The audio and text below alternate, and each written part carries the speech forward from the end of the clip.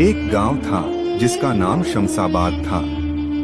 उस गांव में लोग बहुत शरारती और गुनहगार हो गए थे। न कोई नमाज पढ़ता, न सदका देता और न आपस में मोहब्बत रखता। गांव की एक पुरानी कब्रिस्तान थी जहां लोग कहते थे कि रात को अजीबोगरीब आवाजें आती हैं।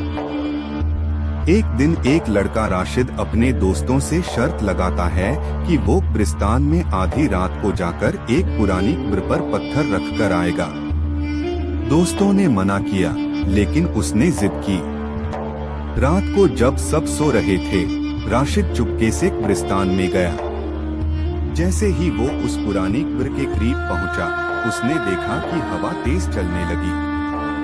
मस्जिद की अजान की आवाज दूर से सुनाई दी। उसने जल्दी से पत्थर उठाया और कब्र पर रखा।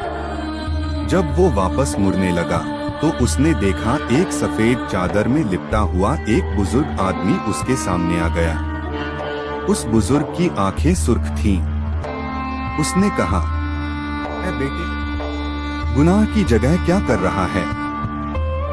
नमाज नहीं पढ़ता, अल्लाह से नहीं डरता, किस चीज का घमंड है तुझे?" राशिद का पसीना छूट गया। उस बुजुर्ग की शक्ल बिल्कुल नूरानी थी, लेकिन उस वक्त उसका अंदाज सख्त था। उसने कहा, "देखो, ये वो जगह है जहां हर जिंदा को आना है। यहाँ मजे करने वाले आज कीड़े बन गए हैं। तौबा कर लो, वरना तेरी भी यही जगह है।" राशिद ने रोकर तौबा की और वापस मस्जिद गया। सुबह होते ही सबको बताया तो लोगों ने उस बुजुर्ग का जिक्र सुना, लेकिन पुराने लोगों ने बताया कि वो बुजुर्ग तो 50 साल पहले वफात कर चुके हैं। उस दिन के बाद से राशिद ने नमाज छोड़नी बंद कर दी, सदका देना शुरू किया और गांव में सबको अच्छा बनने की तालीम देने लगा। सीख, जिंदगी एक दिन खत्म हो जाएगी। हर इंसान को अपनी कब्र में उतरना है। गुनाह से बचना चाहिए।